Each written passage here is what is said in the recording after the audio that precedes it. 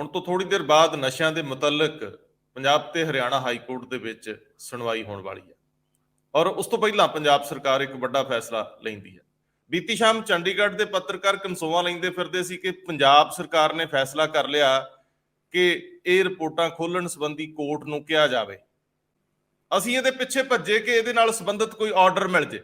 ਅਖੀਰ ਉਹਦੇ ਤੱਕ ਪਹੁੰਚਣ 'ਚ ਸਫਲ ਹੋਏ ਆ। ਏਜੀ ਦਫ਼ਤਰ ਦੇ ਸਾਡੇ ਸਰੋਤ ਦੱਸਦੇ ਆ ਕਿ ਗ੍ਰਹਿ ਵਿਭਾਗ ਦੀ 303 ਨੰਬਰ ਪੱਤਰ 14 ਤਰੀਕ ਦਾ, ਕੱਲ ਦੀ ਤਰੀਕ ਦੇ ਵਿੱਚ ਲਿਖਿਆ ਗਿਆ ਐਡਵੋਕੇਟ ਜਨਰਲ ਨੂੰ ਕਿ ਪੰਜਾਬ ਸਰਕਾਰ ਦੀ ਇੱਛਾ ਹੈ ਕਿ ਹਾਈ ਕੋਰਟ ਦੇ ਵਿੱਚ ਜਾ ਕੇ ਲਿਫਾਫੇ ਖਲਵਾਉਣ ਸੰਬੰਧੀ ਕਾਰਵਾਈ ਕੀਤੀ ਜਾਵੇ ਤਾਂ ਕਿ ਇਹਦੀ ਰੌਸ਼ਨੀ 'ਚ, ਇਹਦੇ ਕੰਟੈਂਟ ਦੀ ਰੌਸ਼ਨੀ 'ਚ ਜੋ ਰਿਪੋਰਟਾਂ 'ਚ ਲਿਖਿਆ ਉਹਦੇ ਉੱਤੇ ਅੱਗੇ ਫਰਦਰ ਕਾਨੂੰਨੀ ਕਾਰਵਾਈ ਕੀਤੀ ਜਾਵੇ। ਇਹ ਬਹੁਤ ਅਹਿਮ ਡਿਵੈਲਪਮੈਂਟ ਆ। ਥੋੜੀ ਦੇਰ ਤੱਕ ਇਹ ਸਾਫ਼ ਹੋ ਜੂ ਕਿ ਸੁਣਵਾਈ ਹੁੰਦੀ ਹੈ ਕਿ ਨਹੀਂ। ਕੋਈ ਜੱਜ ਸਾਹਿਬ ਛੁੱਟੀ ਤੇ ਤਾਂ ਨਹੀਂ ਹੁੰਦੇ, ਕੋਈ ਜੱਜ ਸਾਹਿਬ ਇਸ ਤੋਂ ਆਪਣੇ ਆਪ ਨੂੰ ਵੱਖ ਤਾਂ ਨਹੀਂ ਕਰ ਲੈਂਦੇ। ਜੇਕਰ ਸਭ ਕੁਝ ਠੀਕ ਠਾਕ ਚੱਲਦਾ ਰਹਿੰਦਾ, ਪੰਜਾਬ ਸਰਕਾਰ ਦੇ ਐਡਵੋਕੇਟ ਜਨਰਲ ਜਾ ਕੇ ਸਟੈਂਡ ਲੈ ਲੈਂਦੇ ਆ ਕਿ ਇਹ ਰਿਪੋਰਟਾਂ ਖੋਲੀਆਂ ਜਾਣ, ਬੰਦ ਲਿਫਾਫੇ ਓਪਨ ਕੀਤੇ ਜਾਣ, ਤਾਂ ਇਸ ਵੇਲੇ ਸਥਿਤੀ ਬਣੀ ਹੋਈ ਹੈ ਕਿ ਇੱਕ ਵਾਰੀ ਨਸ਼ਿਆਂ ਦੇ ਮਾਮਲੇ 'ਚ ਮੋੜ ਆ ਸਕਦਾ। ਦੂਜਾ ਮਾਮਲਾ ਵੀ ਅਹਿਮ ਆ। ਕੱਲ ਇੱਕ ਬਹੁਤ ਵੱਡੇ ਐਡਵੋਕੇਟ ਸੁਪਰੀਮ ਕੋਰਟ ਦੇ ਵਿੱਚ ਪੰਜਾਬ ਵੱਲੋਂ ਕਈ ਵਾਰੀ ਉਹ ਹਾਜ਼ਰ ਹੁੰਦੇ ਆ। ਸਿਆਣੇ ਬੰਦੇ ਆ, ਮੈਨੂੰ ਨੌਕ ਕਰਦੇ, ਕਹਿੰਦੇ ਪਤਾ ਕਰੋ ਮੁੱਖ ਮੰਤਰੀ ਸਾਹਿਬ ਦੇ ਸਲਾਹਕਾਰ ਕੌਣ। ਮੈਂ ਕਿਹਾ ਜੀ ਸਾਡੀ ਕਿੱਥੇ ਇੰਨੀ ਜ਼ਰੂਰਤ ਵੀ ਅਸੀਂ ਪੁੱਛ ਸਕੀਏ ਸਲਾਹ ਕੌਣ ਦਿੰਦਾ। ਉਹ ਕਹਿੰਦੇ ਹੱਥ ਵੱਢ ਕੇ ਦੇਣ ਦਾ ਕੀ ਮਤਲਬ ਹੁੰਦਾ ਹੈ ਬਈ, ਪਤਾ ਕਰੋ ਹੱਥ ਵੱਢ ਕੇ ਕਿਉਂ ਦੇ ਰਹੇ ਆ, ਕਿਉਂ ਦੇ ਰਹੇ ਹੱਥ ਵੱਢ ਕੇ। ਜੇਕਰ ਗਵਰਨਰ ਇਸੇ ਪੱਤਰ ਨੂੰ, ਜਿਹਦੇ ਵਿੱਚ ਤੁਸੀਂ ਲਿਖ ਰਹੇ ਹੋ ਕਿ ਗਵਰਨਰ ਨੂੰ ਲਾਉਂਦਾ ਕੌਣ ਹੈ ਜਾਂ ਇਹਦੀ ਯੋਗਤਾ ਕੀ ਆ, ਤੇ ਗਵਰਨਰ ਵੱਲੋਂ ਕੋਈ ਪੱਤਰ ਵਾਪਸ ਆ ਜਾਂਦਾ ਕਿ ਤੁਸੀਂ ਪੁੱਛਿਆ ਸੀ ਕਿਉਂਕਿ ਰਾਸ਼ਟਰਪਤੀ ਸਾਹਿਬ ਕਰਦੇ ਨੇ ਗਵਰਨਰ ਲਾਉਣ ਦਾ ਕੰਮ, ਅਸੀਂ ਤੁਹਾਡੀ ਚਿੱਠੀ ਅੱਗੇ ਭੇਜਤੀ ਆ, ਰਾਸ਼ਟਰਪਤੀ ਸਾਹਿਬ ਜਦੋਂ ਤੱਕ ਜਵਾਬ ਦਿੰਦੇ ਆ ਉਦੋਂ ਤੱਕ ਕਿਰਪਾ ਕਰਕੇ ਸਾਨੂੰ ਸਾਡੇ ਸਵਾਲਾਂ ਤੇ ਜਵਾਬ ਦੇ ਦਿਓ। ਲੜਾਈ ਅੱਗੇ ਵੱਧ ਗਈ। ਇਸੇ ਵੇਲੇ ਵੀਰ ਦਵਿੰਦਰ ਸਿੰਘ ਦਾ ਇੱਕ ਬਿਆਨ ਆਉਂਦਾ ਹੈ। ਬਿਆਨ ਕੀ ਆਉਂਦਾ, ਉਹ ਕਹਿੰਦੇ ਮੁੱਖ ਮੰਤਰੀ ਸਾਹਿਬ ਕੱਲ ਨੂੰ ਸੈਸ਼ਨ ਬੁਲਾਉਣਾ, ਜੇ ਸੈਸ਼ਨ ਤਾਂ ਰਾਜਪਾਲ ਨੇ ਹੀ ਆਗਿਆ ਦੇਣੀ ਆ, ਸੈਸ਼ਨ 'ਚ ਵੀ ਪੰਗਾ ਪੈ ਸਕਦਾ।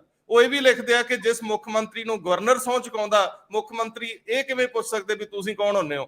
ਖੈਰ ਇਹ ਸਾਰੀਆਂ ਗੱਲਾਂ ਇੱਕ ਪਾਸੇ, ਪਰ ਇਹ ਗੱਲ ਲੜਾਈ ਗਵਰਨਰ ਨੇ ਸ਼ੁਰੂ ਕੀਤੀ, ਗਲਤ ਸ਼ੁਰੂ ਕੀਤੀ, ਫੈਡਰਲ ਢਾਂਚੇ ਦੇ ਨਜ਼ਰੀਏ ਤੋਂ ਗਲਤ ਹੈ। ਔਰ ਦੂਜੇ ਮਾਮਲੇ 'ਚ ਇਹ ਵੀ ਆ ਕਿ ਕੇਂਦਰ ਸਟੇਟਾਂ ਦੇ ਰਿਸ਼ਤੇ ਔਰ ਆਪਣੇ ਆਪਣੇ ਅਧਿਕਾਰ ਖੇਤਰ ਤੋਂ ਬਾਹਰ ਨਾ ਜਾਇਆ ਜਾਵੇ, ਚੰਗਾ। ਪਰ ਭਾਸਕਰ ਸਾਹਿਬ 21 ਤਰੀਕ ਨੂੰ ਕੈਬਨਿਟ ਦੀ ਮੀਟਿੰਗ ਆ, ਡਿਸੀਜਨ ਹੋਣਾ ਬਜਟ ਸੈਸ਼ਨ ਕਦੋਂ ਹੋਊਗਾ, ਡਿਸੀਜਨ ਹੋਣਾ ਮਤੇ ਕਿਹੜੇ ਲਿਆਂਦੇ ਜਾਣਗੇ, ਬਿਜ਼ਨਸ ਕਿਹੜਾ ਹੋਊਗਾ, ਉਹ ਫਿਰ ਗਵਰਨਰ ਸਾਹਿਬ ਕੋ ਜਾਣਾ। ਸਿਆਪੇ ਪੈਣ ਵਾਲੇ ਆ, ਸਿਆਪੇ ਪੈਣ ਵਾਲੇ ਆ। ਸਭ ਤੋਂ ਵੱਡੇ ਅਧਿਕਾਰੀ ਇਹਨਾਂ ਮਾਮਲਿਆਂ 'ਚ ਫਸੇ ਹੁੰਦੇ ਆ, ਤੇ ਜੇ ਇਹਨਾਂ ਮਾਮਲਿਆਂ 'ਚ, ਸਰਕਾਰੀ ਮਾਮਲਿਆਂ 'ਚ ਫਸਿਆ ਹੋਣ ਦੇ ਨਾਲ ਨਾਲ ਉਹ ਨਿੱਜੀ ਮਾਮਲੇ 'ਚ ਵੀ ਫਸ ਜਾਣ। ਜੰਜੂਆ ਸਾਹਿਬ, ਵਿਜੇ ਕੁਮਾਰ ਜੰਜੂਆ, ਵੀ ਕੇ ਜੰਜੂਆ ਸਾਹਿਬ ਦੇ ਮਾਮਲੇ 'ਚ ਇੱਕ ਵਾਰੀ ਫਿਰ ਹਾਈ ਕੋਰਟ ਦੇ ਵਿੱਚ ਗੂੰਜ ਪਊਗੀ। ਇਹ ਮਾਮਲਾ ਵੀ ਐਡਰੈਸ ਕਰਦੇ ਆ। ਆਖਰ ਜੰਜੂਆ ਸਾਹਿਬ ਨਾਲ ਸੰਬੰਧਿਤ ਇੱਕ ਕੇਸ ਵਿੱਚ ਪ੍ਰਵਾਨਗੀਆਂ ਤੋਂ ਲੈ ਕੇ ਕੇਸ ਚਲਾਉਣ ਤੱਕ ਦੀ ਸਾਰੀ ਗੱਲ ਇੱਕ ਵਾਰੀ ਫਿਰ ਅੱਗੇ ਵਧੀ ਆ। ਇਸੇ ਵੇਲੇ ਕੁਮਰ ਵਿਜੇ ਪ੍ਰਤਾਪ ਕੱਲ 14 ਤਰੀਕ ਨੂੰ ਆਪਣੇ ਟਵਿੱਟਰ ਹੈਂਡਲ ਤੇ ਇੱਕ ਪੁਰਾਣੀ ਵੀਡੀਓ ਸ਼ੇਅਰ ਕਰਦੇ ਵੀ ਇਹ ਕੋਈ ਇਨਸਾਫ ਨਸੂਫ ਨਹੀਂ ਜੇ ਮਿਲਣਾ, ਸਰਕਾਰ ਨੂੰ 4 ਚੁਫੇਰਿਓਂ ਮੁਸ਼ਕਲਾਂ ਨੇ। ਔਰ ਇਹਦੇ ਨਾਲ ਹੀ ਹੈਲਥ ਮਾਮਲੇ ਦੇ ਵਿੱਚ ਜਿਹੜੇ ਆਮ ਆਦਮੀ ਕਲੀਨਿਕ ਬਣਾਏ ਗਏ ਆ, ਉੱਥੇ ਕੇਂਦਰ ਸਰਕਾਰ ਦਾ ਇੱਕ ਪੱਤਰ ਕੰਬਣੀ ਛੇੜ ਦਿੰਦਾ ਹੈ ਕਿ ਆਉਂਦੇ ਸਮੇਂ 'ਚ ਕੇਂਦਰ ਹੱਥ ਘੁੱਟਣ ਦੀ ਤਿਆਰੀ ਕਰ ਰਿਹਾ। ਗਵਰਨਰ ਤੇ ਪੰਜਾਬ ਦੇ ਮੁੱਖ ਮੰਤਰੀ 'ਚ ਲੜਾਈ ਕੇਂਦਰ ਵੱਲੋਂ ਨਿਰਧਾਰਿਤ ਕੀਤੀ ਜਾਊਗੀ, ਡਿਸਾਈਡ ਉਹ ਕਰਨਗੇ, ਇਹਦੇ ਨਿਯਮ ਤੈਅ ਕਰਨਗੇ। ਬੜਾ ਵੱਡਾ ਸਵਾਲ ਆ ਕਿ ਰੂਰਲ ਡਿਵੈਲਪਮੈਂਟ ਫੰਡ ਤੋਂ ਲੈ ਕੇ ਬਿਜਲੀ ਬੋਰਡ ਨਾਲ ਸੰਬੰਧਿਤ ਔਰ ਹੁਣ ਹੈਲਥ, ਹਰ ਜਗ੍ਹਾ ਤੇ ਹੱਥ ਘੁੱਟ ਲਿਆ ਜਾਊਗਾ। ਇਸ ਲੜਾਈ ਦਾ ਅਸਰ ਪੰਜਾਬ ਚੱਲੂਗਾ। ਇਹ ਗੱਲਾਂ ਕਿੱਦਾਂ ਤੁਰਨਗੀਆਂ? ਸਭ ਤੋਂ ਪਹਿਲਾਂ ਭਾਸਕਰ ਸਾਹਿਬ, ਉਹ ਪੱਤਰ ਨੰਬਰ 303 ਜਿਹਦੇ ਵਿੱਚ ਸਰਕਾਰ ਆਪਣੇ ਏਜੀ ਨੂੰ ਕਹਿੰਦੀ ਆ ਜਾਓ ਹਾਈ ਕੋਰਟ 'ਚ ਲਿਫਾਫੇ ਖਲਵਾਓ, ਇਹਦੇ ਉੱਤੇ ਗੱਲ ਹੋ ਰਹੀ ਹੈ। ਰੰਧਾਵਾ ਜੀ, ਬੰਦ ਲਿਫਾਫੇ ਡਰੱਗ ਦੇ ਮੁੱਦੇ ਤੇ ਜਿਹੜੇ ਹਾਈ ਕੋਰਟ ਦੇ ਵਿੱਚ ਪਿਛਲੇ ਤਕਰੀਬਨ 5 ਸਾਲ ਤੋਂ ਪੈਂਡਿੰਗ ਚੱਲ ਰਹੇ ਨੇ, ਉਸ ਮੁੱਦੇ ਦੇ ਉੱਤੇ ਸਰਕਾਰ ਹੁਣ ਹੋ ਗਈ ਹੈ ਸਿੱਧੀ। ਤੇ ਏਜੀ ਆਫਿਸ ਨੂੰ ਕੱਲ ਗ੍ਰਹਿ ਮੰਤਰਾਲਿਆ ਤੋਂ ਇੱਕ ਲੈਟਰ ਗਿਆ। ਉਸ ਲੈਟਰ ਦੇ ਵਿੱਚ ਏਜੀ ਸਾਹਿਬ ਨੂੰ ਇੰਸਟਰਕਸ਼ਨ ਦਿੱਤੀ ਗਈ ਹੈ ਕਿ ਅੱਜ ਜਦ ਉਹਨਾਂ ਬੰਦ ਲਿਫਾਫਿਆਂ ਦੇ ਮੁੱਦੇ ਤੇ ਸੁਣਵਾਈ ਹੋਏਗੀ ਤੇ ਸਟੇਟ ਚਾਹੁੰਦੀ ਹੈ ਕਿ ਉਹ ਬੰਦ ਲਿਫਾਫਿਆਂ ਨੂੰ ਖੋਲਿਆ ਜਾਏ ਤਾਂ ਕਿ ਉਹਨਾਂ ਰਿਪੋਰਟਾਂ, ਉਹਦੇ ਰਿਪੋਰਟ ਦੇ ਕੰਟੈਂਟ ਦੀ ਰੋਸ਼ਨੀ ਦੇ ਵਿੱਚ ਸਰਕਾਰ ਉਹਨਾਂ ਤਮਾਮ ਲੋਕਾਂ ਦੇ ਖਿਲਾਫ ਕਾਰਵਾਈ ਕਰੇ ਜਿਨ੍ਹਾਂ ਦੇ ਨਾਂ ਇਹਨਾਂ ਰਿਪੋਰਟਾਂ ਦੇ ਵਿੱਚ ਹੈਗੇ ਨੇ। ਹੁਣ ਅੱਜ ਏਜੀ ਸਾਹਿਬ ਜਾਣਗੇ ਤਾਂ ਸਰਕਾਰ ਦੀ ਉਹ ਮਨਸ਼ਾ ਨੂੰ ਲੈ ਕੇ ਤੇ ਕੋਰਟ ਦੇ ਵਿੱਚ ਪਬਲਿਕ ਡੋਮੇਨ ਦੇ ਵਿੱਚ ਇਹ ਸਾਰੀ ਰਿਪੋਰਟਾਂ ਅੱਜ ਆ ਸਕਦੀਆਂ ਤੇ ਉਸ ਤੋਂ ਬਾਅਦ ਕਿਹਦੇ ਖਿਲਾਫ ਕੀ ਐਕਸ਼ਨ ਹੁੰਦਾ ਹੈ ਉਹਦੇ ਵਾਸਤੇ ਵੀ ਸਰਕਾਰ ਤਿਆਰ ਨਜ਼ਰ ਆਉਂਦੀ ਹੈ। ਪੰਜਾਬ ਸਰਕਾਰ ਜਦੋਂ ਘਿਰੀ ਹੋਈ ਸੀ, ਗਵਰਨਰ ਨਾਲ ਪੰਗੇਬਾਜ਼ੀ ਹੋ ਰਹੀ ਸੀ, ਉਸੇ ਵੇਲੇ ਇਸ ਅਹਿਮ ਫੈਸਲੇ ਦਾ ਲਿਆ ਜਾਣਾ ਸਰਕਾਰ ਦੀ ਮਨਸ਼ਾ ਨੂੰ ਸਾਫ਼ ਕਰਦਾ ਹੈ। ਸ਼ਾਇਦ ਅਰਸੇ ਬਾਅਦ ਇੱਕ ਐਸਾ ਡਿਸੀਜਨ ਲਿਆ ਗਿਆ ਜਿਹਦੇ ਵਿੱਚ ਆਪਣੇ ਐਡਵੋਕੇਟ ਜਨਰਲ ਨੂੰ ਕਿਹਾ ਗਿਆ ਕਿ ਤੁਸੀਂ ਇਹਦੀ ਪੈਰਵਾਈ ਇਸ ਤਰੀਕੇ ਨਾਲ ਕਰੋ, ਸਾਫ਼ ਡਾਇਰੈਕਸ਼ਨ ਹੈ, ਲਿਫਾਫੇ ਖਲਵਾਓ ਤੇ ਉਹਦੇ ਕੰਟੈਂਟ ਦੀ ਰੌਸ਼ਨੀ 'ਚ ਕਾਰਵਾਈ ਕਰੋ। ਉਹਦੇ ਉਸ ਪੱਤਰ ਦੇ ਵਿੱਚ ਇੱਕ ਪੋਰਸ਼ਨ ਦਾ, ਜੱਜਮੈਂਟ ਦੇ ਇੱਕ ਪੋਰਸ਼ਨ ਦਾ ਹਵਾਲਾ ਵੀ ਦਿੱਤਾ ਹੈ। ਉਹਨਾਂ ਸਾਰੀਆਂ ਰਿਪੋਰਟਾਂ ਜਦੋਂ ਸਬਮਿਟ ਹੋਈਆਂ, ਇਹ ਜਦੋਂ ਪਟੀਸ਼ਨਸ ਆਉਂਦੀਆਂ ਨੇ, ਸੂਮੋਟੋ ਲਿਆ ਜਾਂਦਾ, ਇਹਨਾਂ ਸਾਰਿਆਂ ਦੇ ਹਵਾਲੇ ਦੇ ਕੇ ਪੰਜਾਬ ਸਰਕਾਰ ਇੱਥੇ ਕਾਰਵਾਈ ਕਰਾਉਣ ਲਈ ਉਤਾਵਲੀ ਹੈ। ਬਸ ਥੋੜੀ ਦੇਰ ਰਹਿ ਗਈ ਆ ਭਾਸਕਰ ਸਾਹਿਬ, ਹੁਣ ਕੋਈ ਬਹੁਤੀ ਦੂਰ ਨਹੀਂ ਮਾਮਲਾ, ਇਹ ਸੁਣਵਾਈ ਹੁੰਦੀ ਆ, ਟਲ ਜਾਂਦੀ ਆ, ਨਵੀਂ ਤਰੀਕ ਮਿਲਦੀ ਆ, ਜਾਂ ਇਹਦੇ ਉੱਤੇ ਅੱਜ ਕੋਈ ਹੜਕੰਪ ਮੱਚਦਾ, ਇੱਥੇ ਨਜ਼ਰ ਬਣੀ ਰਹੂਗੀ। ਸਭ ਤੋਂ ਅਹਿਮ ਸਵਾਲ ਆ ਕਿ ਕੀ ਇਸ ਮਾਮਲੇ 'ਚ ਕੋਈ ਬਹੁਤ ਵੱਡੇ ਲੋਕਾਂ ਦੀ ਸ਼ਮੂਲੀਅਤ ਹੈ, ਕੋਈ ਪੋਲੀਟੀਕਲ ਲੋਕਾਂ ਦੇ ਨਾਂ ਨੇ, ਕੁਝ ਨੈਕਸਸ ਨੇ, ਭਾਵੇਂ ਉਹ ਪੁਲਿਸ ਅਫਸਰਾਂ ਦਾ ਜ਼ਿਕਰ ਹੋਵੇ। ਇਹ ਸਾਰੀਆਂ ਗੱਲਾਂ ਬਹੁਤ ਨੀਚ ਨਾਲ ਲੋਕ ਵੇਖ ਰਹੇ ਹੋਣਗੇ। ਪਰ ਦੂਜਾ ਮਾਮਲਾ ਭਾਸਕਰ ਸਾਹਿਬ ਬੜਾ ਅਹਿਮ ਆ। 21 ਤਰੀਕ ਨੂੰ ਸੱਦ ਲਈ ਗਈ ਆ ਕੈਬਨਿਟ ਦੀ ਮੀਟਿੰਗ। ਜੇ ਉਹਦੇ ਵਿੱਚ ਕੋਈ 19-21 ਨਹੀਂ ਹੁੰਦੀ, ਡੇਟ ਚੇਂਜ ਨਹੀਂ ਹੁੰਦੀ, ਤੁਹਾਨੂੰ ਯਾਦ ਹੀ ਹੋਣਾ 1 ਤੋਂ 3 ਹੋਈ ਸੀ ਪਿਛਲੀ ਵਾਰੀ, ਐਤਕੀ ਜੇ ਚੇਂਜ ਨਹੀਂ ਹੁੰਦੀ, ਉਹਦਾ ਏਜੰਡਾ ਜਿਹੜਾ ਵਿਧਾਨ ਸਭਾ ਦਾ ਸੈਸ਼ਨ ਹੋਊਗਾ ਉਹ ਸੈੱਟ ਕਰਨਾ, ਬਾਕੀ ਸਾਰੀਆਂ ਚੀਜ਼ਾਂ। ਔਰ ਇਸੇ ਵੇਲੇ ਮੁੱਖ ਮੰਤਰੀ ਨਾਲ ਗਵਰਨਰ ਦੇ ਤਣਾਅ ਦੇ ਵਿੱਚ ਅੱਜ ਉਮੀਦ ਕੀਤੀ ਜਾ ਰਹੀ ਹੈ ਕਿ ਰਾਜਪਾਲ ਵੱਲੋਂ, ਗਵਰਨਰ ਵੱਲੋਂ, ਰਾਜ ਭਵਨ ਵੱਲੋਂ ਕੋਈ ਨਵਾਂ ਸੰਦੇਸ਼ਾ ਨਾ ਆ ਜਾਏ। ਇਹਦੇ ਉੱਤੇ ਥੋੜੀ ਜਿਹੀ ਗੱਲ ਅੱਗੇ ਵਧਾਓ। ਜਿਸ ਤਰੀਕੇ ਨਾਲ ਗਵਰਨਰ ਸਾਹਿਬ ਦੇ ਨਾਲ ਸਿੱਧਾ ਟਕਰਾਅ ਭਗਵੰਤ ਮਾਨ ਉਹਨਾਂ ਦਾ ਹੋ ਗਿਆ, ਸਾਡੇ ਮੁੱਖ ਮੰਤਰੀ ਸਾਹਿਬ ਦਾ, ਔਰ ਜਦ ਗਵਰਨਰ ਸਾਹਿਬ ਨੇ ਉਹ ਚਿੱਠੀ ਭੇਜੀ ਸੀ ਜਿਹਦੇ ਵਿੱਚ ਪੁੱਛਿਆ ਗਿਆ ਸੀ ਵੀ ਇਹ ਸਾਰੇ ਮੁੱਦਿਆਂ ਦੇ ਉੱਤੇ, ਮੈਂ ਤੁਹਾਨੂੰ ਕਈ ਵਾਰ ਪੁੱਛ ਚੁੱਕਿਆ, ਤੁਸੀਂ ਨਹੀਂ ਜਵਾਬ ਦਿੱਤੇ। ਉਹਦੇ ਵਿੱਚ ਨਵੇਂ ਮਾਮਲੇ ਵੀ ਐਡ ਕੀਤੇ ਗਏ, ਟੀਚਰਾਂ ਨੂੰ, ਪ੍ਰਿੰਸੀਪਲਾਂ ਨੂੰ ਜਿਸ ਤਰੀਕੇ ਨਾਲ ਭੇਜਿਆ ਗਿਆ ਸੀ ਸਿੰਗਾਪੁਰ, ਉਹਦਾ ਸਿਲੈਕਸ਼ਨ ਦਾ ਕ੍ਰਾਈਟੇਰੀਆ। ਹਾਲਾਂਕਿ ਭਗਵੰਤ ਮਾਨ ਉਹਨਾਂ ਨੇ ਉਸ ਚਿੱਠੀ ਦਾ ਜਵਾਬ ਤੇ ਟਵੀਟ ਰਾਹੀਂ ਦੇ ਦਿੱਤਾ ਸੀ, ਔਰ ਇਹ ਵੀ ਕਹਿ ਦਿੱਤਾ ਸੀਗਾ ਕਿ ਮੈਂ 3 ਕਰੋੜ ਪੰਜਾਬ ਦੇ ਪੰਜਾਬੀਆਂ ਦੇ ਵਾਸਤੇ ਅਕਾਊਂਟੇਬਲ ਜ਼ਰੂਰ ਹੈਗਾ, ਪਰ ਇੱਕ ਕੇਂਦਰ ਦੇ ਸਿਲੈਕਟ ਕੀਤੇ ਹੋਏ ਗਵਰਨਰ ਨੂੰ ਵਾਸਤੇ, ਉਹਨਾਂ ਦੇ ਵਾਸਤੇ ਮੈਂ ਅਕਾਊਂਟੇਬਲ ਨਹੀਂ ਹੈਗਾ। ਹੁਣ ਇਹ ਜਿਹੜੀ ਗੱਲ ਹੈਗੀ ਹੈ, ਉਸ ਤੋਂ ਬਾਅਦ ਭਗਵੰਤ ਮਾਨ ਉਹਨਾਂ ਕੱਲ ਚਿੱਠੀ ਵੀ ਲਿਖਦੇ ਨੇ। ਉਸ ਚਿੱਠੀ ਦੇ ਵਿੱਚ ਉਹ ਸਿੱਧੇ ਹੋ ਜਾਂਦੇ ਨੇ ਗਵਰਨਰ ਸਾਹਿਬ ਤੋਂ, ਨਾਲ ਦੇ ਨਾਲ ਉਹ ਸਵਾਲ ਕਰਦੇ ਨੇ ਕਿ ਗਵਰਨਰ ਸਾਹਿਬ ਦੇ ਅਪਾਇੰਟਮੈਂਟ ਦੀ ਕੀ ਪ੍ਰਕਿਰਿਆ ਹੁੰਦੀ ਹੈ ਔਰ ਕਿਸ ਆਧਾਰ ਦੇ ਉੱਤੇ ਸੈਂਟਰ ਇਹਨਾਂ ਨੁਮਾਇੰਦਿਆਂ ਨੂੰ, ਯਾਨੀ ਗਵਰਨਰਾਂ ਨੂੰ, ਕਿਸ ਕੁਆਲੀਫਿਕੇਸ਼ਨ ਦੇ ਆਧਾਰ ਤੇ ਲਾਉਂਦੇ ਨੇ। ਹੁਣ ਤੇ ਗੱਲ ਬਹੁਤ ਅੱਗੇ ਤੋਂ ਗਈ। ਹੁਣ ਤੁਹਾਡੀ ਗੱਲ ਬਿਲਕੁਲ ਠੀਕ ਹੈ, ਜੇ ਗਵਰਨਰ ਸਾਹਿਬ ਆਪਣੀ ਅਪਾਇੰਟਿੰਗ ਅਥਾਰਟੀ ਯਾਨੀ ਰਾਸ਼ਟਰਪਤੀ ਨੂੰ ਇਹ ਚਿੱਠੀ ਲਿਖ ਕੇ ਕਹਿੰਦੇ ਨੇ ਵੀ ਤੁਸੀਂ ਇਸ ਗੱਲ ਦਾ ਜਵਾਬ ਦਿਓ, ਕਿਉਂਕਿ ਮੈਂ ਤੇ ਅਪਾਇੰਟਡ ਬੰਦਾ, ਮੇਰੀ ਅਪਾਇੰਟਿੰਗ ਅਥਾਰਟੀ ਤੁਸੀਂ ਹੋ, ਕਿਸ ਕੁਆਲੀਫਿਕੇਸ਼ਨ ਦੇ ਆਧਾਰ ਦੇ ਉੱਤੇ ਤੁਸੀਂ ਗਵਰਨਰ ਦੇ ਸਿਲੈਕਸ਼ਨ ਕਰਦੇ ਹੋ, ਹੁਣ ਇਹ ਤੁਸੀਂ ਭਗਵੰਤ ਮਾਨ ਉਹਨਾਂ ਨੂੰ ਦੱਸੋ। ਗੱਲ ਤੇ ਕਾਫੀ ਅੱਗੇ ਤੁਰ ਸਕਦੀ ਹੈ। ਔਰ ਇਹ ਟਕਰਾਵ ਜਿਸ ਤਰੀਕੇ ਨਾਲ ਜਾ ਰਿਹਾ, ਔਰ ਫਰਵਰੀ 21 ਨੂੰ ਬਜਟ ਸੈਸ਼ਨ ਬੁਲਾਉਣ ਕਰਕੇ ਜਿਹੜੀ ਇੱਕ ਫੈਸਲਾ ਲਿਆ ਜਾਣਾ ਹੈ, ਉਹਦੀ ਵੀ ਰਿਕੁਐਸਟ ਉਹਨਾਂ ਗਵਰਨਰ ਸਾਹਿਬ ਨੂੰ ਜਾਏਗੀ ਜਿਨ੍ਹਾਂ ਨੂੰ ਕਹਿੰਦੇ ਭਗਵੰਤ ਮਾਨ ਹੋਣਾ ਕਿ ਇਹਨਾਂ ਦੇ ਪ੍ਰਤੀ ਮੈਂ ਅਕਾਊਂਟੇਬਲ ਨਹੀਂ ਹੈਗਾ। ਹੁਣ ਗੱਲ ਹੈ ਵੀ ਕਿ ਅਗਰ ਉਸ ਸੈਸ਼ਨ ਦੀ ਇਜਾਜ਼ਤ ਗਵਰਨਰ ਨਹੀਂ ਦਿੰਦੇ ਤੇ ਉਹ ਬੁਲਾਇਆ ਨਹੀਂ ਜਾ ਸਕਦਾ। ਉਸ ਤੋਂ ਵੀ ਅੱਗੇ ਚਲੀਏ ਤੇ ਗਵਰਨਰ ਬਜਟ ਸੈਸ਼ਨ ਦਾ ਜਿਹੜਾ ਸ਼ੁਰੂਆਤ ਹੁੰਦੀ ਹੈ ਉਹ ਗਵਰਨਰ ਦੇ ਭਾਸ਼ਣ ਨਾਲ ਹੁੰਦੀ ਹੈ, ਔਰ ਇਹ ਭਾਸ਼ਣ ਲਿਖਦਾ ਕੌਣ ਹੈ? ਸਰਕਾਰ। ਔਰ ਉਸ ਭਾਸ਼ਣ ਦੇ ਵਿੱਚ ਸਰਕਾਰ ਦੀ ਉਹ तमाम ਉਪਲਬਧੀਆਂ, ਜਿਨ੍ਹਾਂ ਉਪਲਬਧੀਆਂ ਦੇ ਉੱਤੇ ਗਵਰਨਰ ਸਾਹਿਬ ਨੇ ਸਵਾਲ ਉਠਾਏ ਨੇ, ਕਿ ਉਹ ਗਵਰਨਰ ਸਾਹਿਬ ਪੜ੍ਹਨਗੇ। ਕਈ ਸੂਬਿਆਂ ਦੇ ਵਿੱਚ ਇਹ ਇਨਸੀਡੈਂਟ ਪਹਿਲੇ ਵੀ ਆ ਚੁੱਕੇ ਨੇ। ਰੀਸੈਂਟਲੀ ਜਿਹੜਾ ਤਮਿਲਨਾਡੂ ਦੇ ਵਿੱਚ ਗਵਰਨਰ ਸਾਹਿਬ ਨੇ ਕੁਝ ਗੱਲਾਂ, ਉਹ ਜਿਹੜਾ ਸਰਕਾਰ ਨੇ ਲਿਖ ਕੇ ਦਿੱਤਾ ਸੀ ਭਾਸ਼ਣ, ਉਹਦੇ ਵਿੱਚ ਉਹ ਨਹੀਂ ਪੜ੍ਹੀ ਸੀ। ਉੱਥੇ ਲੜਾਈ ਗਵਰਨਰ ਸਾਹਿਬ ਦੀ ਤੇ ਸਰਕਾਰ ਦੀ ਵੱਧ ਗਈ ਸੀ। ਤੇਲੰਗਾਨਾ ਦੇ ਵਿੱਚ ਤੇ ਸਰਕਾਰ ਨੇ ਇਹ ਫੈਸਲਾ ਕੀਤਾ ਕਿ ਗਵਰਨਰ ਸਾਹਿਬ, ਅਸੀਂ ਚਾਹੁੰਦੇ ਨਹੀਂ ਕਿ ਉਹ ਕੋਈ ਭਾਸ਼ਣ ਜਿਹੜਾ ਸੈਸ਼ਨ ਦੇ ਦੌਰਾਨ ਦੇਣ। ਹੁਣ ਪੰਜਾਬ ਸਰਕਾਰ ਕੀ ਫੈਸਲਾ ਲੈਂਦੀ ਹੈ ਉਸ ਭਾਸ਼ਣ ਨੂੰ ਲੈ ਕੇ, ਜਿਹੜੇ ਗਵਰਨਰ ਸਾਹਿਬ ਬਜਟ ਸੈਸ਼ਨ ਦੇ ਪਹਿਲੇ ਦਿਨ ਪੜ੍ਹਨਗੇ, ਜਾਂ ਫਿਰ ਸਰਕਾਰ ਪੰਜਾਬ ਦੀ ਉਹ ਵੀ ਗਵਰਨਰ ਸਾਹਿਬ ਨੂੰ ਕੋਈ ਭਾਸ਼ਣ ਲਿਖ ਕੇ ਨਹੀਂ ਦਿੰਦੀ ਤੇ ਉਹਨਾਂ ਦੀ ਗੈਰ ਮੌਜੂਦਗੀ ਨਾਲ ਹੀ ਇਹ ਸੈਸ਼ਨ ਸ਼ੁਰੂ ਹੋਏਗਾ। ਇਹ ਵੀ ਇੱਕ ਕਨਸਟੀਟਿਊਸ਼ਨਲ ਸਵਾਲ ਹੈ ਜਿਹੜਾ ਹਜੇ ਖੜਾ ਹੈ, ਪਰ ਹਜੇ ਗਵਰਨਰ ਸਾਹਿਬ ਦੀ ਚਿੱਠੀ ਆਣੀ ਬਾਕੀ ਹੈ। ਉਮੀਦ ਹੈ ਕਿ ਅੱਜ ਕੋਈ ਚਿੱਠੀ ਗਵਰਨਰ ਸਾਹਿਬ ਵੀ ਭਗਵੰਤ ਮਾਨ ਵੱਲ ਘੱਲ ਸਕਦੇ ਨੇ ਔਰ ਪੁੱਛ ਸਕਦੇ ਨੇ ਕਿ ਤੁਸੀਂ ਮੇਰੇ ਬਾਰੇ 'ਚ ਪੁੱਛਦੇ ਹੋ, ਮੇਰੀ ਅਪਾਇੰਟਮੈਂਟ ਦੇ ਬਾਰੇ 'ਚ ਪੁੱਛਦੇ ਹੋ, ਤਾਂ ਲਓ ਜਵਾਬ ਫਿਰ ਕੇਂਦਰ ਤੋਂ ਵੀ ਆ ਸਕਦਾ ਕੋਈ, ਔਰ ਇਹ ਮੁੱਦਾ ਹੁਣ ਅੱਗੇ ਵਧੂਗਾ। ਸੰਵਿਧਾਨਕ ਸੰਕਟ ਕਈ ਪੱਧਰਾਂ ਤੇ ਖੜਾ ਹੋ ਸਕਦਾ। ਵੈਸੇ ਇਹ ਦੋਵਾਂ ਧਿਰਾਂ ਨੂੰ ਵਾਰਾ ਖਾਣ ਦੀ ਲੜਾਈ, ਜੇਕਰ ਕੇਂਦਰੀ ਨਜ਼ਰੀਏ ਤੋਂ ਵੇਖੀਏ ਤਾਂ ਉਹਨਾਂ ਨੂੰ ਵੀ ਇਹ ਲੜਾਈ ਵਾਰਾ ਖਾਂਦੀ ਹੈ। ਔਰ ਜੇ ਪੰਜਾਬ ਸਰਕਾਰ ਇਸ ਟਕਰਾਅ ਦੇ ਵਿੱਚ ਬਾਕੀ ਮਾਮਲਿਆਂ ਤੋਂ ਪਾਸੇ-ਪਾਸੇ ਲੰਘਣ ਦਾ ਯਤਨ ਕਰਦੀ ਹੈ ਤੇ ਪੋਲੀਟੀਕਲ ਮਾਈਲੇਜ ਇਹਨੂੰ ਵੀ ਮਿਲਦੀ। ਪਰ ਇਹਦੇ ਚ ਪਿਸਦੇ ਪੰਜਾਬ ਦੇ ਲੋਕ ਆ। ਇਸ ਪਿਸਣ ਦੇ ਦੌਰਾਨ ਆਮ ਤੌਰ ਤੇ ਤਾਂ ਮੰਨਿਆ ਜਾਂਦਾ ਵੀ ਇਹਨਾਂ ਦੀ ਲੜਾਈ ਚ ਸਾਡਾ ਕੀ ਨੁਕਸਾਨ। ਜਿੰਨੀਆਂ ਵੀ ਸੈਂਟਰਲ ਸਕੀਮਸ ਨੇ, ਜਿੰਨੀਆਂ ਵੀ ਫੰਡਿੰਗਸ ਨੇ, ਉਹ ਸਾਰੀਆਂ ਰੁਕ ਸਕਦੀਆਂ। ਨਿੱਕੇ ਨਿੱਕੇ ਆਬਜੈਕਸ਼ਨਾਂ ਨਾਲ ਸਾਰਾ ਕੰਮ ਰੋਕਿਆ ਜਾ ਸਕਦਾ। ਰੈਵਨਿਊ ਡੈਫਿਸਿਟ ਬਹੁਤ ਹੈ ਔਰ ਬਹੁਤ ਸਾਰੀਆਂ ਚੀਜ਼ਾਂ ਜਿਹੜੀਆਂ ਨੇ ਉਹ ਕੇਂਦਰ ਤੋਂ ਹੀ ਚਲਾਈਆਂ ਜਾ ਰਹੀਆਂ ਨੇ। ਇਸ ਕਰਕੇ ਮੈਨੂੰ ਲੱਗਦਾ ਕਿ ਪੰਜਾਬ ਸਰਕਾਰ ਨੂੰ ਇਹ ਸੰਕਟ ਭਾਰੀ ਪੈ ਸਕਦਾ। ਕੇਂਦਰ ਸ਼ਾਇਦ ਇਹ ਭਾਲਦਾ ਹੋਊਗਾ ਵੀ ਇੰਜ ਹੋਵੇ। ਉਹਨਾਂ ਨੇ ਇੱਥੇ ਸਿਆਸੀ ਲੜਾਈ ਲੜਨ ਦਾ ਮਨ ਤੇ ਬਣਾਇਆ ਹੀ ਹੈ। ਇਹ ਸਟੇਟ ਹੁਣ ਇਹੋ ਜਿਹੀ ਤਾਂ ਹੈ ਨਹੀਂ ਕਿ ਬੀਜੇਪੀ ਇੱਥੇ ਵੱਡੀ ਧਿਰ ਹੈ ਨਹੀਂ। ਲੜਾਈ ਉਹ ਆਪਣੀ ਇੱਥੇ ਵੱਡੀ ਕਰਨਾ ਹੀ ਚਾਹੁੰਦੇ, ਉਹ ਕਾਂਗਰਸ ਦੀ ਜਗ੍ਹਾ ਲੈਣਾ ਹੀ ਚਾਹੁੰਗੇ। ਫਿਰ ਇਸ ਲੜਾਈ ਨੂੰ ਜੇਕਰ ਤਿੱਖੀ ਕਰਨ ਦਾ ਮੌਕਾ ਸਟੇਟ ਦੇ ਰਹੀ ਆ, ਆਖਿਰ ਮੁੱਖ ਮੰਤਰੀ ਆਪਣਾ ਜਵਾਬ ਲਿਖਤੀ ਇਸ ਰੂਪ ਚ ਕਿਉਂ ਦੇ ਰਹੇ? ਇਹ ਤਾਂ ਭਾਸ਼ਣਾਂ ਦੀ ਸ਼ੈਲੀ ਹੁੰਦੀ ਹੈ। ਇਹ ਤਾਂ ਉਹ ਗੱਲਾਂ ਹੁੰਦੀਆਂ ਜਿਹੜੀਆਂ ਰਿਕਾਰਡ ਤੇ ਨਹੀਂ ਆਉਂਦੀਆਂ। ਰਿਕਾਰਡ ਤੇ ਕਿਉਂ ਲਿਆਂਦਾ ਜਾ ਰਿਹਾ? ਇਹ ਪੱਤਰ ਗ੍ਰਹਿ ਮੰਤਰਾਲੇ ਕੋਲ ਵੀ ਜਾ ਸਕਦਾ, ਇਹਦੀ ਕਾਨੂੰਨੀ ਸਲਾਹ ਵੀ ਲਈ ਜਾ ਸਕਦੀ ਹੈ। ਇਹਦੇ ਚ ਉਲਝਾਅ ਬਹੁਤ ਹੋਣਗੇ, ਇਹਦੇ ਨਾਲ ਟਕਰਾਅ ਲਿਖਤੀ ਰੂਪ ਚ ਆ ਜਾਂਦਾ। ਇਹ ਚੀਜ਼ਾਂ ਆਮ ਤੌਰ ਤੇ ਲੋਕ ਕਰਨ ਤੋਂ ਬਚਦੇ ਆ, ਪਰ ਮੁੱਖ ਮੰਤਰੀ ਸਾਹਿਬ ਨੇ ਆਪਣੀ ਇਸ ਲਿਖਤ ਨਾਲ ਮੈਨੂੰ ਲੱਗਦਾ ਕਈ ਨਵੇਂ ਮੁਹਾਜ ਛੇੜ ਲਏ। ਹਾਲਾਂਕਿ ਪੰਜਾਬੀ ਸੁਭਾਅ ਦੇ ਨਜ਼ਰੀਏ ਤੋਂ ਇਹ ਮੈਨੂੰ ਲੱਗਦਾ ਖਾੜਕੂ ਕਦਮ ਹੈ, ਖਾੜਕੂ ਅਪਰੋਚ ਹੈ। ਇਹ ਅਪਰੋਚ ਚੰਨੀ ਸਾਹਿਬ ਨੇ ਵੀ ਕੀਤੀ ਸੀ, ਤੁਹਾਨੂੰ ਯਾਦ ਹੋਣਾ, ਜਦੋਂ ਮੁੱਖ ਮੰਤਰੀ 5 ਜਨਵਰੀ ਵਾਲੇ ਦਿਨ ਉੱਥੇ ਫਸ ਗਏ ਸੀਗੇ, ਇੱਕ ਰੈਲੀ ਨੂੰ ਸੰਬੋਧਿਤ ਕਰਨ ਆਏ ਤੇ ਚੰਨੀ ਨੇ ਜ਼ੋਰਦਾਰ ਤਰੀਕੇ ਨਾਲ ਪ੍ਰੈਸ ਕਾਨਫਰੰਸ ਕਰਕੇ ਆਪਣਾ ਪੱਖ ਰੱਖਿਆ ਸੀ। ਪਰ ਮੇਰਾ ਖਿਆਲ ਇਸ ਮਾਮਲੇ ਚੋਂ ਵੀ ਸਿਆਣੇ ਨਿਕਲੇ, ਲਿਖਤੀ ਨਹੀਂ ਸੀ ਭੇਜਿਆ ਕੁਝ ਵੀ, ਜਵਾਨੀ ਜਮਾ ਖਰਚ ਕਰ ਛੜਿਆ ਜਿਹੜਾ ਕਿਸੇ ਰਿਕਾਰਡ ਤੇ ਨਹੀਂ ਆਉਂਦਾ। ਪਰ ਮੈਂ ਭਾਸਕਰ ਸਾਹਿਬ ਇਹ ਤੋਂ ਅੱਗੇ ਜਾਣਾ ਚਾਹੂੰਗਾ ਥੋੜਾ ਜਿਹਾ। ਜਦੋਂ ਇਹ ਸੰਵਿਧਾਨਕ ਸੰਕਟ ਖੜਾ ਹੋਣ ਦੀ ਉਮੀਦ ਬਣ ਗਈ ਆ, ਇਹ ਲੜਾਈ ਛੇੜੀ ਇਸੇ ਕਰਕੇ ਹੋਈ ਹੋਊਗੀ ਕਿ ਵੱਡੀ ਹੋਵੇ। ਇਸ ਲੜਾਈ ਨੂੰ ਅੰਜਾਮ ਤੱਕ ਗਵਰਨਰ ਪਹੁੰਚਾਉਣਗੇ ਜਾਂ ਕੇਂਦਰ ਪਹੁੰਚਾਊਗਾ? ਕਿਉਂਕਿ ਗ੍ਰਹਿ ਮੰਤਰਾਲਾ ਇਹਦੇ ਚ ਇੰਟਰਵੀਨ ਕਰ ਸਕਦਾ, ਇਹਦੇ ਵਿੱਚ ਕੁੱਦ ਸਕਦਾ। ਇਹ ਸਵਾਲ ਬਹੁਤ ਵੱਡਾ ਹੈ। ਮੈਂ ਚਲੋ ਇਸ ਗੱਲ ਨੂੰ ਇੱਥੇ ਛੱਡਦਾ, ਅੱਗੇ ਚੱਲਦੇ ਆ।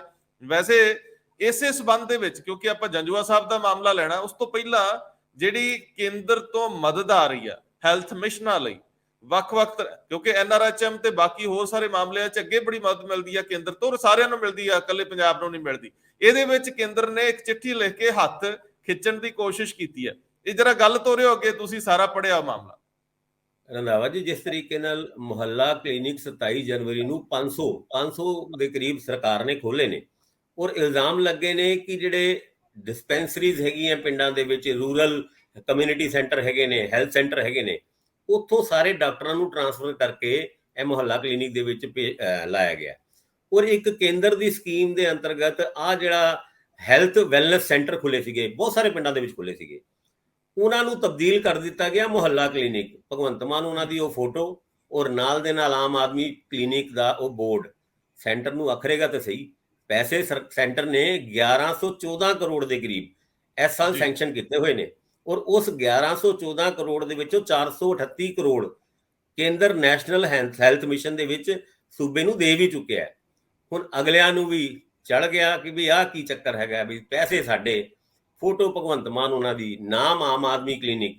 ਸਾਡੇ ਵੈਲਨੈਸ ਸੈਂਟਰ ਨੂੰ ਤੁਸੀਂ ਆਮ ਮੁਹੱਲਾ ਕਲੀਨਿਕ ਦੇ ਤੌਰ ਤੇ ਜਿਹੜੇ ਬਣਾ ਰਹੇ ਹੋ, ਧਮਕੀ ਦਿੱਤੀ ਹੈ, ਕਿਹਾ ਹੈ ਕਿ ਅਗਲੇ ਜਿਹੜੀ ਕਿਸ਼ਤ ਹੈਗੀ ਹੈ 546 ਕਰੋੜ ਦੀ, ਉਹ ਹੁਣ ਕੇਂਦਰ ਸੂਬੇ ਨੂੰ ਨਹੀਂ ਦੇਗਾ। ਇਸ ਤੋਂ ਪਹਿਲੇ ਵੀ ਬਹੁਤ ਸਾਰੇ ਮੁੱਦਿਆਂ ਦੇ ਉੱਤੇ ਕੇਂਦਰ ਨੇ ਆਪਣਾ ਹੱਥ ਘੁੱਟ ਲਿਆ ਸੀ, ਤੇ ਹੁਣ ਹੈਲਥ ਮਿਸ਼ਨ ਦੇ ਉੱਤੇ, ਨੈਸ਼ਨਲ ਹੈਲਥ ਮਿਸ਼ਨ ਦੇ ਵਿੱਚ ਜਿਹੜੇ ਪੰਜਾਬ ਨੂੰ ਪੈਸੇ ਮਿਲਦੇ ਨੇ, ਸ਼ਾਇਦ ਅੱਗੇ ਚੱਲ ਕੇ ਨਾ ਮਿਲਣ।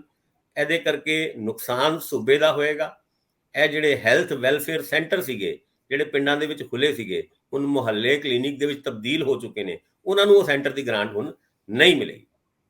ਮਾਮਲਾ ਤੇ ਇਸ ਦੇ ਨਾਂ ਨਾਲ ਵੀ ਜੁੜਿਆ, ਇਹ ਕੱਲ ਨੂੰ ਇਲੈਕਸ਼ਨਾਂ ਦੌਰਾਨ ਵੀ ਸਾਹਮਣੇ ਆਉਣ ਵਾਲਾ ਸੀ। ਇਹ ਚੋਣ ਜ਼ਾਬਤੇ ਦੀ ਜੱਦ 'ਚ ਵੀ ਆ ਸਕਦਾ ਸੀ। ਇੱਕ ਸਿਆਣੇ ਬੰਦੇ ਨੇ ਮੈਨੂੰ ਨੌਕ ਕੀਤਾ ਸੀ, ਇਹ ਕਹਿੰਦਿਆਂ ਉਹਨਾਂ ਦਿਨਾਂ 'ਚ ਜਦੋਂ ਇਹਨੂੰ ਇਨੈਗੋਰੇਟ ਕੀਤਾ ਜਾ ਰਿਹਾ ਸੀ, ਕਿ ਕੱਲ ਨੂੰ ਆਉਣ ਵਾਲੀ ਚੋਣ ਦੇ ਵਿੱਚ ਫਿਰ ਇਹਨਾਂ ਦੇ ਉੱਤੇ ਤੁਸੀਂ ਕੱਪੜੇ ਪਾਓਗੇ, ਇਹਨਾਂ ਨੂੰ ਚੋਣ ਕਮਿਸ਼ਨ ਦੀ ਹਦਾਇਤ ਦੇ ਉੱਤੇ ਕਵਰ ਕਰੋਗੇ। ਇਹ ਸਾਰੇ ਸਵਾਲ ਤਾਂ ਉੱਠਦੇ ਆ, ਪਰ ਹੁਣ ਕੇਂਦਰ ਨੇ ਜਿਹੜਾ ਇਹ ਸਵਾਲ ਉਠਾਇਆ, ਇਹ ਸਟੇਟ ਔਰ ਕੇਂਦਰ ਦੀ ਲੜਾਈ ਦੇ ਵਿੱਚੋਂ ਵੀ ਨਿਕਲਦਾ। ਚੁੱਪ ਚਪੀਤੇ ਬਹੁਤ ਸਾਰੇ ਕੰਮ ਹੋ ਜਾਂਦੇ ਆ, ਲੇਕਿਨ ਇੱਥੇ ਇਹ ਲੜਾਈ ਤਿੱਖੀ ਹੋਊਗੀ। ਪਰ ਮੈਂ ਭਾਸਕਰ ਸਾਹਿਬ ਉਸ ਲੜਾਈ ਵੱਲ ਵੀ ਜਾਣਾ ਚਾਹੁੰਦਾ। ਪੰਜਾਬ ਦੇ ਸੱਤਾਧਾਰੀਆਂ ਦੇ ਵਿੱਚ, ਅੰਦਰ ਸੱਤਾ ਦੇ ਕੋਰੀਡੋਰ ਦੇ ਵਿੱਚ ਬਿਊਰੋਕ੍ਰੇਸੀ ਦੀ ਲੜਾਈ ਵੀ ਕਿਸੇ ਤੋਂ ਗੁੱਝੀ ਨਹੀਂ। ਉੱਥੇ ਅਫਸਰਾਂ ਦੇ ਖੇਮੇ ਨੇ ਔਰ ਖੇਮਾਬੰਦੀ ਹੋਣੀ ਬਣਦੀ ਵੀ ਹੈ। ਇਹ ਸਦੀਵੀ ਵਰਤਾਰਾ ਹੈ, ਕੋਈ ਪਹਿਲਾਂ ਹੈ ਨਹੀਂ, ਨਵਾਂ ਤਾਂ ਹੈ ਨਹੀਂ। ਪਰ ਹੁਣ ਇਹ ਜਰਾ ਤਿੱਖਾ ਹੋ ਗਿਆ, ਪੁਖਤਾ ਹੋ ਗਿਆ। ਦੋ ਵੱਡੇ ਅਧਿਕਾਰੀ ਜਿਨ੍ਹਾਂ ਦਾ ਆਪਸ ਵਿੱਚ ਥੋੜਾ ਬਹੁਤਾ ਕੋਆਰਡੀਨੇਸ਼ਨ ਵੀ ਸੀਗਾ ਔਰ ਟਕਰਾਅ ਵੀ ਸੀ। ਇਹ ਵੇਨੂ ਪ੍ਰਸ਼ਾਦ ਥੋੜੇ ਜਿਹੇ ਪਿੱਛੇ ਚਲੇ ਗਏ ਜਦੋਂ ਇਹ ਸਟ੍ਰਾਈਕ ਪੀਸੀਐਸ ਦੀ ਹੁੰਦੀ ਹੈ, ਔਰ ਆਈਐਸ ਲੌਬੀ ਦੇ ਉਹ ਪ੍ਰੈਜ਼ੀਡੈਂਟ ਵੀ ਹੈਗੇ ਸੀ ਐਸੋਸੀਏਸ਼ਨ ਦੇ। ਉਸ ਤੋਂ ਬਾਅਦ ਚੀਫ ਸੈਕਟਰੀ ਸਾਹਿਬ ਵੀ ਕਰਤਾ ਧਰਤਾ ਨੇ ਤੇ ਉਹੀ ਸਾਰਾ ਕੁਝ ਕਰ ਰਹੇ। ਬਹੁਤ ਸਾਰੇ ਫੈਸਲੇ ਵੀ ਚੀਫ ਸੈਕਟਰੀ ਲੈ ਰਿਹਾ। ਚੀਫ ਸੈਕਟਰੀ ਇੱਕ ਬ੍ਰਿਜ ਵੀ ਹੈਗੇ, ਇੱਕ ਪੁਲ ਦਾ ਕੰਮ ਵੀ ਕਰ ਰਹੇ ਆ। ਦਿੱਲੀ ਦੀ ਉੱਪਰਲੀ ਸਿਖਰਲੀ ਸੱਤਾ ਤੇ ਥੱਲੇ ਦੀ ਸੱਤਾ। ਦਿੱਲੀ ਦੀ ਦੋ ਤਰ੍ਹਾਂ ਦੀ ਸੱਤਾ, ਇੱਕ ਪਾਰਟੀ ਦੀ ਸੱਤਾ, ਇੱਕ ਕੇਂਦਰ ਦੀ ਸੱਤਾ। ਹੁਣ ਜੰਜੂਆ ਸਾਹਿਬ ਦੇ ਮੋਢਿਆਂ ਤੇ ਭਾਰ ਬੜਾ, ਭਾਰ ਤਾਂ ਹੋਰ ਵੀ ਬੜੇ। ਇਹ ਜਿਹੜਾ ਨਵਾਂ ਭਾਰ ਪੈ ਗਿਆ ਵੀ ਇੱਕ ਵਾਰੀ ਫੇਰ ਉਹਨਾਂ ਦਾ ਕੇਸ ਸੁਣਵਾਈ ਲਈ ਆ ਸਕਦਾ, ਇਹਦੇ ਉੱਤੇ ਜਾਣਕਾਰੀ ਦਿਓ। ਪਹਿਲੇ ਵੀ ਇਹ ਗੱਲਾਂ ਤੁਰੀ ਸੀ ਕਿ ਜੰਜਵਾ ਸਾਹਿਬ ਉਹਨਾਂ ਨੂੰ ਕੋਰਟ ਤੋਂ ਕੋਈ ਝਟਕਾ ਲੱਗ ਸਕਦਾ ਹੈ। ਜਦ ਅਗਸਤ 18 2022 ਦੇ ਵਿੱਚ ਤੀਰਥ ਰਾਮ ਮਿਸ਼ਰਾ, ਇਹ ਤੀਰਥ ਰਾਮ ਮਿਸ਼ਰਾ ਕੌਣ ਨੇ? ਲੁਧਿਆਣੇ ਦੇ ਇੱਕ ਰਹਿਣ ਵਾਲੇ ਨੇ, ਤੇ ਇਹਨਾਂ ਨੇ ਨਵੰਬਰ 9 2009 ਨੂੰ ਰਿਸ਼ਵਤ ਦਿੰਦੇ ਹੋਏ ਉਹਨਾਂ ਦੇ ਆਪ ਦੇ ਦਫ਼ਤਰ ਦੇ ਵਿੱਚ ਫੜਵਾਇਆ ਸੀ। ਉਸ ਤੋਂ ਬਾਅਦ ਇਹ ਕੇਸ ਲਗਾਤਾਰ ਕੋਰਟਾਂ ਦੇ ਵਿੱਚ ਚੱਲ ਰਿਹਾ ਸੀਗਾ, ਕਿਉਂਕਿ ਸਰਕਾਰ ਨੇ ਇੱਕ ਸੈਂਕਸ਼ਨ, ਜਿਹੜੀ ਪ੍ਰੋਸੀਕਿਊਸ਼ਨ ਵਾਸਤੇ ਸੈਂਕਸ਼ਨ ਹੁੰਦੀ ਹੈ, ਪੰਜਾਬ ਸਰਕਾਰ ਨੇ ਦੇ ਦਿੱਤੀ ਸੀ, ਔਰ ਇੱਕ ਚਿੱਠੀ ਲਿਖੀ ਸੀਗੀ ਕੇਂਦਰ ਸਰਕਾਰ ਨੂੰ, ਕਿਉਂਕਿ ਆਈਏਐਸ ਆਫੀਸਰ ਦੀ ਪ੍ਰੋਸੀਕਿਊਸ਼ਨ ਦੀ ਸੈਂਕਸ਼ਨ ਦੇਣੀ ਹੁੰਦੀ ਹੈ ਕੇਂਦਰ ਸਰਕਾਰ ਨੇ। ਪਰ ਉਹ ਚਿੱਠੀ ਦੇਣ ਤੋਂ ਬਾਅਦ ਨਾਲ ਹੀ ਉਹ ਚਿੱਠੀ ਵਿਡਰਾਅ ਵੀ ਕਰ ਲਈ ਸੀ। ਉਸ ਮੁੱਦੇ ਦੇ ਉੱਤੇ ਤੀਰਥ ਰਾਮ ਮਿਸ਼ਰਾ ਉਹਨਾਂ ਨੇ ਦੋ ਪਟੀਸ਼ਨਾਂ ਪਾਈ ਸੀ, ਇੱਕ ਪਾਈ ਸੀ 2020 ਦੀ ਔਰ ਇੱਕ ਪਾਈ ਸੀ 2016 ਦੀ। 2020 ਦੀ ਪਟੀਸ਼ਨ ਤੇ ਉਹਨਾਂ ਨੇ ਜਿਹੜਾ 2022 ਦੇ ਵਿੱਚ ਜਿਹੜਾ ਅਗਸਤ 18 ਨੂੰ ਜਿਹੜਾ ਡਿਸੀਜਨ ਆਇਆ ਸੀ ਉਹਦੇ ਵਿੱਚ ਵਿਡਰਾਅ ਕਰ ਲਈ ਸੀ। ਪਰ ਜਸਟਿਸ ਗੁਰਿੰਦਰ ਸਿੰਘ ਗਿੱਲ ਉਹਨਾਂ ਨੇ ਉਸ 2016 ਦੀ ਪਟੀਸ਼ਨ ਦਾ ਜ਼ਿਕਰ ਕੀਤਾ ਹੈ, ਜਿਹਦੇ ਵਿੱਚ ਕੇਂਦਰ ਤੋਂ ਜਿਹੜਾ ਸੂਬੇ ਦੀ ਸਰਕਾਰ ਨੇ ਪ੍ਰੋਸੀਕਿਊਸ਼ਨ ਦੀ ਰਿਕੁਐਸਟ ਦਾ ਲੈਟਰ ਭੇਜਿਆ ਸੀ, ਜਿਹੜਾ ਬਾਅਦ ਚੋਂ ਵਾਪਸ ਲੈ ਲਿਆ ਸੀ, ਉਹਨੂੰ ਚੈਲੰਜ ਕੀਤਾ ਹੋਇਆ। ਉਸ ਮੁੱਦੇ ਦੇ ਉੱਤੇ ਤੀਰਥ ਰਾਮ ਮਿਸ਼ਰਾ ਉਹਨਾਂ ਦੀ ਦੁਬਾਰਾ ਪੇਸ਼ੀ ਹੋਏਗੀ। ਉਸ ਪੇਸ਼ੀ ਦੇ ਵਿੱਚ ਉਹ ਪਿਛਲੀ ਸੁਣਵਾਈ ਦੇ ਦੌਰਾਨ ਜਿਸ ਤਰੀਕੇ ਨਾਲ ਆਪਣੀ ਪਟੀਸ਼ਨ ਉਹਨਾਂ ਨੇ ਵਾਪਿਸ ਲੈ ਲਈ ਸੀ, ਉਹ ਪਟੀਸ਼ਨ ਹੁਣ ਵਾਪਿਸ ਦੂਜੀ ਵਾਲੀ ਪਟੀਸ਼ਨ ਵੀ ਲੈਂਦੇ ਨੇ। ਇਸ ਕਰਕੇ ਇਹ ਕੇਸ ਇਸ ਮਹੀਨੇ ਦੇ ਆਖਿਰ ਦੇ ਵਿੱਚ ਸੁਣਵਾਈ ਵਾਸਤੇ ਆ ਸਕਦਾ ਹੈ।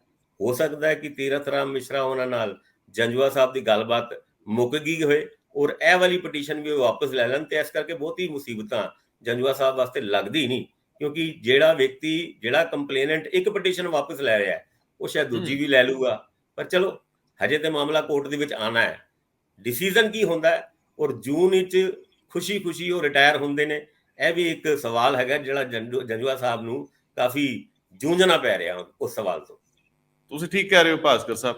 ਇੱਕ ਪਟੀਸ਼ਨਰ ਜਿਹੜਾ ਇੱਕ ਵਾਰੀ ਆਪਣੀ ਪਟੀਸ਼ਨ ਵਾਪਸ ਲੈਂਦਾ, ਉਹ ਦੂਜੀ ਵਾਰੀ ਕਿਉਂ ਲੜੂਗਾ? ਸੋ ਲਗਭਗ ਇਹਦੇ ਤੇ ਤੈਅ ਹੀ ਹੈ ਕਿ ਅੱਗੇ ਗੱਲ ਨਹੀਂ ਵਧਣ ਵਾਲੀ। ਪਰ ਜੰਜੂਆ ਸਾਹਿਬ ਹੁਣ ਸਰਵਿਸ ਦੇ ਆਖਰੀ ਗੇੜ 'ਚ ਨੇ। ਇਸ ਤੋਂ ਬਾਅਦ ਉਹਨਾਂ ਨੂੰ ਕਿਤੇ ਐਡਜਸਟ ਕੀਤਾ ਜਾਂਦਾ ਕਿ ਨਹੀਂ? ਹਾਲਾਂਕਿ ਉਹ ਅੱਜ ਕੱਲ ਕਾਫੀ ਅੱਖਾਂ ਦੇ ਤਾਰੇ ਨੇ, ਦਿੱਲੀ ਦੇ ਵੀ ਔਰ ਇੱਥੇ ਸੱਤਾ ਦੇ ਵਿੱਚ ਵੀ। ਮੈਂ ਅੱਗੇ ਵਧਾਂ, ਵੈਸੇ ਮਨੀਸ਼ਾ ਗੁਲਾਟੀ ਨੇ ਵੀ ਤਾਲ ਠੋਕਤੀ ਜਾ ਕੇ ਹਾਈ ਕੋਰਟ 'ਚ, ਮੈਨੂੰ ਕਿੱਦਾਂ ਲਾ ਸਕਦੇ ਹੋ ਬਈ?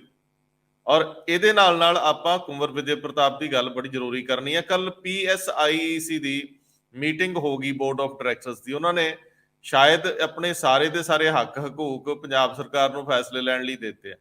ਬੋਰਡ ਆਫ ਡਾਇਰੈਕਟਰਸ ਤੇ ਬਣਦੇ ਹੀ ਇਸੇ ਲਈ ਹੈ ਨਾ ਕਿ ਤੁਸੀਂ ਫੈਸਲੇ ਲਓ, ਪਰ ਉਹ ਕਹਿੰਦੇ ਨਹੀਂ ਆਪਾਂ ਨਹੀਂ ਲੈਣੇ। ਵਿਜੀਲੈਂਸ ਦੀ ਮਾਰ ਕੌਣ ਝੱਲਦਾ ਹੈ? ਕੱਲ ਨੂੰ ਸਾਰੇ ਜੱਦ 'ਚ ਆ ਜਾਣ। ਭਾਸਕਰ ਸਾਹਿਬ, ਇਹ ਥੋੜੀ ਹਲਕੀ ਜੀ ਇਹਨਾਂ ਬਾਰੇ ਜਾਣਕਾਰੀ ਦੇ ਕੇ ਫਿਰ ਮੈਨੂੰ ਕੁੰਵਰ ਵਿਜੇ ਪ੍ਰਤਾਪ ਸਿੰਘ ਦੇ ਉਸ ਟਵੀਟ ਤੇ ਲੈ ਕੇ ਜਾਓ ਜਿੱਥੇ ਉਹ ਪੁਰਾਣੀ ਵੀਡੀਓ ਸ਼ੇਅਰ ਕਰਕੇ ਲਿਖਦੇ ਆ ਕਿ ਅਸੀਂ ਤੇ ਆਪਣੀ ਐਪਲੀਕੇਸ਼ਨ ਗੁਰੂ ਗੋਬਿੰਦ ਸਿੰਘ ਜੀ ਦੇ ਦਰਬਾਰ 'ਚ ਲਾਈ ਹੋਈ ਆ, ਉਮੀਦ ਮੁੱਕ ਚੁੱਕੀ ਆ ਇਨਸਾਫ ਦੀ। ਉਹ ਇਹ ਜ਼ਿਕਰ ਪੁਰਾਣੀ ਵੀਡੀਓ ਦੇ ਲਿਹਾਜ਼ ਨਾਲ ਕਰ ਰਹੇ ਆ। ਗੱਲ ਤੋਰੋ ਜ਼ਰਾ।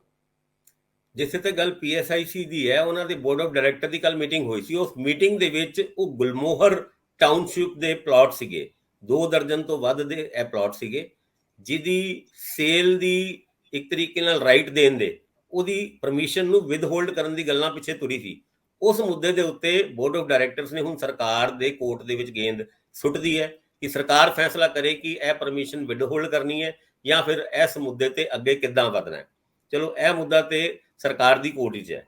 ਦੂਜਾ, Manisha Gulati woman commission, Punjab woman commission ਦੀ ਚੇਅਰਪਰਸਨ ਸੀਗੀ ਔਰ 2018 ਮਾਰਚ ਦੇ ਵਿੱਚ ਉਹਨਾਂ ਨੂੰ 3 ਸਾਲ ਵਾਸਤੇ ਲਾਇਆ ਸੀ, ਤੇ ਪਿਛਲੀ ਸਰਕਾਰ ਨੇ 3 ਸਾਲ ਦਾ ਉਹਨਾਂ ਦਾ ਕਾਰਿਆਕਾਲ ਵਧਾ ਦਿੱਤਾ ਸੀਗਾ। ਪਿਛਲੇ ਦਿਨਾਂ ਦੇ ਵਿੱਚ ਨਵੀਂ ਸਰਕਾਰ ਨੇ ਅਚਾਨਕ ਉਹਨਾਂ ਨੂੰ 1 ਸਾਲ ਪਹਿਲੇ ਹੀ ਇੱਕ ਤਰੀਕੇ ਨਾਲ ਉਹਨਾਂ ਦੀ ਐਕਸਟੈਂਸ਼ਨ ਨੂੰ ਰੱਦ ਕਰ ਦਿੱਤਾ ਸੀ। ਇਸ ਮੁੱਦੇ ਤੇ ਮਨੀਸ਼ਾ ਗੁਲਾਟੀ ਹੁਣ ਹਾਈ ਕੋਰਟ ਦਾ ਦਰਵਾਜ਼ਾ ਖਟਖਟਾਉਂਦੀ ਹੈ ਔਰ ਇਹ ਕਹਿੰਦੀ ਹੈ, ਕਿਉਂਕਿ ਇਹ ਇੱਕ ਕਨਸਟੀਟਿਊਸ਼ਨਲ ਪੋਸਟ ਹੈ, ਉਸ ਕਨਸਟੀਟਿਊਸ਼ਨਲ ਪੋਸਟ ਦੇ ਵਿੱਚ ਸਰਕਾਰ ਕੋਲ ਇਹ ਹੱਕ ਬਿਲਕੁਲ ਵੀ ਨਹੀਂ ਹੈ ਕਿ ਉਹ ਆਪਣੀ ਹੀ ਦਿੱਤੀ ਹੋਈ ਐਕਸਟੈਂਸ਼ਨ ਨੂੰ ਕਰਟੇਲ ਕਰ ਸਕਣ।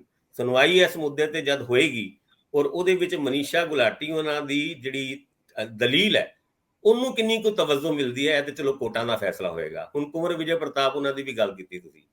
ਕੁੰਵਰ ਵਿਜੇ ਪ੍ਰਤਾਪ ਅਕਸਰ ਕੁਝ ਐਦਾਂ ਦੀ ਚੀਜ਼ਾਂ ਕਹਿ ਜਾਂਦੇ ਨੇ ਜਿਹਦੇ ਵਾਸਤੇ ਸਰਕਾਰ ਵਾਸਤੇ ਐਮਬੈਰੈਸਮੈਂਟ ਹੁੰਦੀ ਹੈ। ਹੁਣ ਉਹਨਾਂ ਨੇ ਕੱਲ ਟਵਿੱਟਰ ਤੇ ਇੱਕ ਆਪਣੀ ਹੀ ਸਪੀਚ ਦਾ ਇੱਕ ਵੀਡੀਓ ਕਲਿੱਪ ਪਾਇਆ।